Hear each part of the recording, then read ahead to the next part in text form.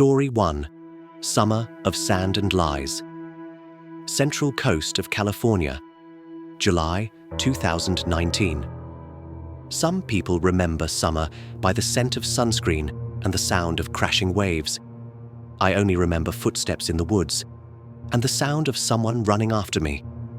That summer, my best friend Ethan invited me to spend a week at a beach house his parents had rented. It was isolated, nestled between cliffs and dense vegetation, with a stunning ocean view. A true paradise. There were just 5 of us. Ethan, my childhood friend, always reliable. Lily, his girlfriend, sweet, but with a distant gaze. Maya, Lily's quiet and reserved friend. And Tyler, the walking red flag with a charming smile. Tyler was the kind of guy everyone found charismatic. But I never trusted him. Something about him felt rehearsed. And I was right. He revealed his true self sooner than I expected. On the first day, everything was peaceful. Drinks, sunset on the deck, a short hike through the woods. We laughed, we cooked together. That night, I woke up thirsty and went to the kitchen for some water. That's when I heard whispering coming from the porch. It was Lily's voice. She said, "You shouldn't have come." I stayed hidden behind the door, and I saw her with Tyler. They were kissing. She pushed him away at the end, clearly shaken, saying she couldn't go on. But it was too late. I returned to my room without being seen, and I was the first one awake the next morning. Ethan was acting strange, cold even, like he knew something, but didn't want to say it. Lily looked pale. Maya tried to talk to her, but she shut down. The tension between us was undeniable. No one wanted to go hiking again. No one laughed like they did on day 1. By the 3rd night, the air felt heavy. Ethan disappeared for nearly an hour after dinner. When he came back, he just said, "I needed to clear my head," but his shirt was stained with dirt. Tyler also seemed off, biting his nails, constantly glancing outside. That's when Maya found the old radio in the house. She turned it on, trying to pick up a local station, and landed on an emergency broadcast. Attention residents along the coastal area between Big Sur and Ragged Point. The suspect, who escaped from the state prison, is still at large. He is considered extremely dangerous. Last known location, forested area near the coastline. The silence in the room was absolute. Lily started shaking. She said she had heard strange noises outside the house that afternoon. Ethan locked all the doors. I checked the windows. At midnight, the power went out, and Tyler vanished. We grabbed flashlights and ran into the woods calling his name. Fog swallowed the trail. Then we heard the screams. Muffled at first, then desperate. We ran. We found his torn backpack near a tree and a bloodstain on a rock. Lily panicked. Ethan was shouting his name. Maya was trembling. We made it back to the house and stayed up all night, doors locked, kitchen knives in our hands. The next morning, the police were called. Helicopters flew over the area, but Tyler's body was never found. No trace. Nothing. And to make things worse, a few days later, the media reported that the fugitive had actually been captured hours before, in a different city altogether, which means whoever chased Tyler through that forest wasn't who we thought it was. Or maybe it was someone even closer. Ethan never spoke of that night again, but I remember how he looked at me when we got back to the house, like he was saying, "This ends here." The police filed it away as missing person in hazardous area. But we know, some truths don't need to be spoken. They just need to stay undiscovered. Story 2. The Silence of the Forest. July 2018, Willamette National Forest, Oregon. Every summer, we'd take a group of students into the mountains for a week-long wilderness camp.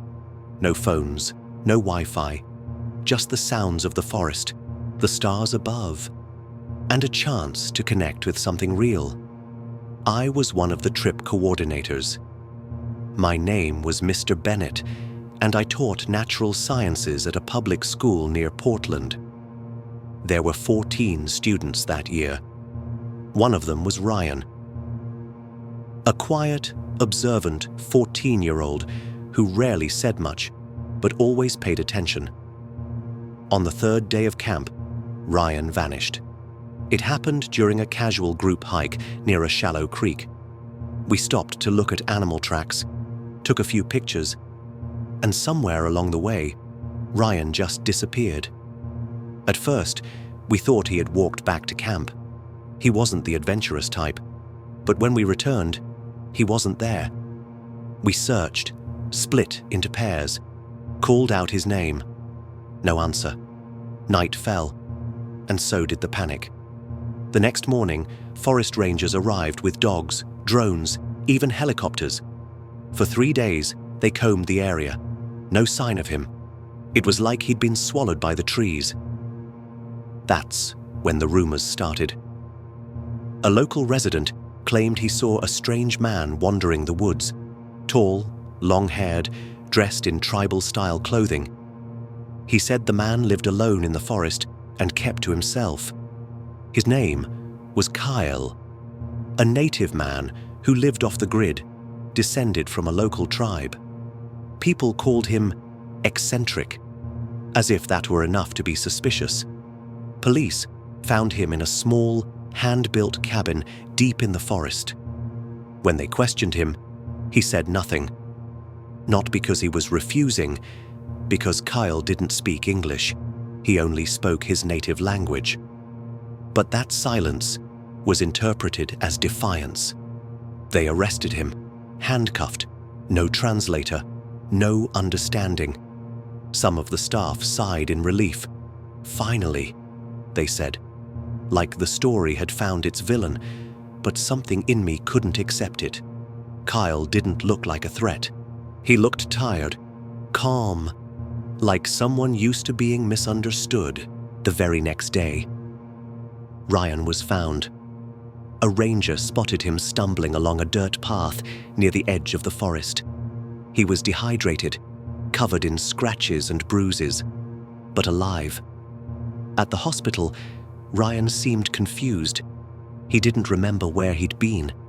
The doctors called it dissociative amnesia, triggered by trauma. But nobody wanted to hear that. The media had its narrative. Student rescued after being abducted by reclusive tribal hermit. Kyle remained in custody, with no way to speak, no one to explain what really happened. A few days later, I visited Ryan alone at the hospital.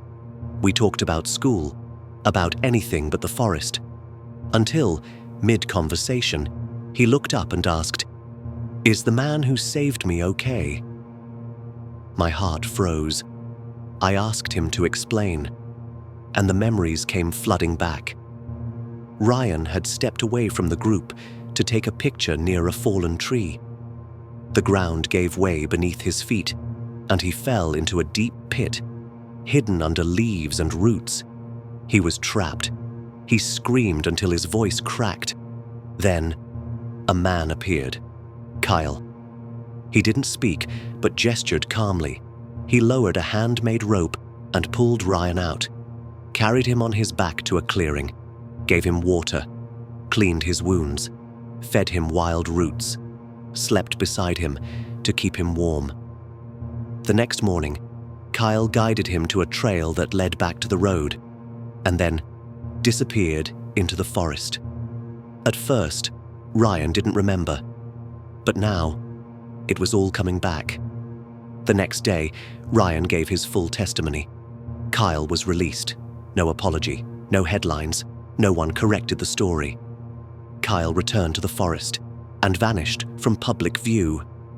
I continued teaching, but I've never forgotten the look in Cale's eyes as they took him away, calm but disappointed, like he already knew the world would doubt him, that his truth would never be loud enough.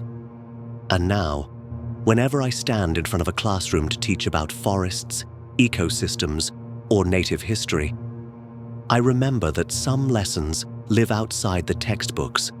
Not every silence is a threat, and not every truth finds a headline. He vanished in the woods. But the man they blamed wasn't the monster. Story 3. The Whispering Lake, Adirondack Mountains, New York. I've never been the kind of person who believes in horror stories. I always thought they were exaggerated, people craving attention, or maybe just tricks of a tired mind after a restless night. But something happened to me that summer, and to this day, I still try to figure out if it was real or if we all fell into some kind of collective trance. It all started with an innocent invitation, a weekend at a cabin by the lake with a group of college friends.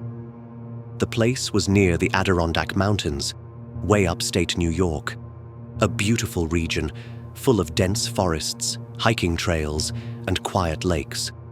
And that was the problem. The lake was too quiet.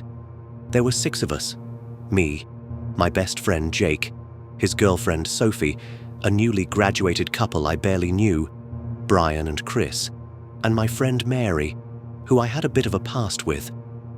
I mostly went because Jake insisted. He said we needed a few days with no cell signal, just enjoying nature. We arrived on a Friday afternoon.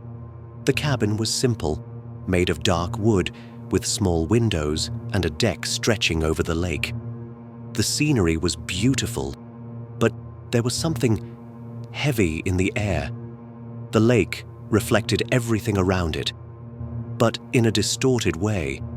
It was like the water absorbed the light instead of reflecting it. The first night went fine. We lit the fireplace, made burgers, had some beers, played music from a Bluetooth speaker. We laughed, shared stories. It felt like one of those moments you file away in your memory as a good one, until I woke up in the middle of the night.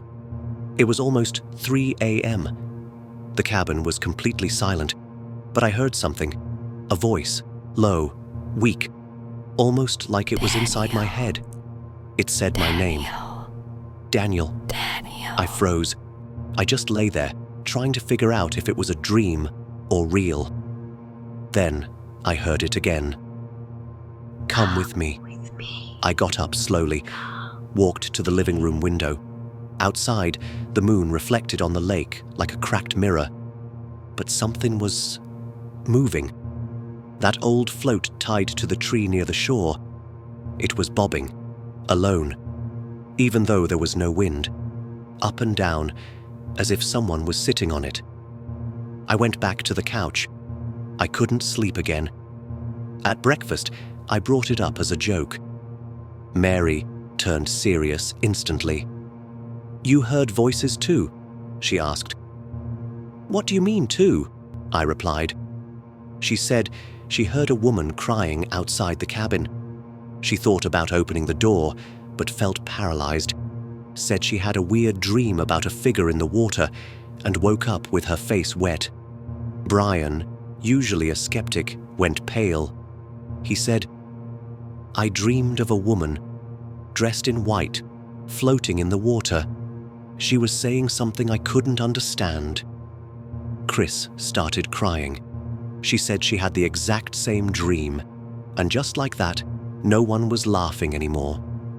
That day, we drove to the nearest town, Harrisville, I think. Tiny place, a diner, a fishing gear shop, and a small grocery store.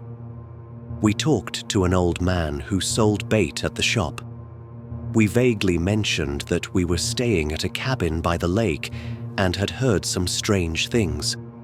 He stopped bagging merchandise and said, in a low voice, "You're at the old Campbell property, aren't you?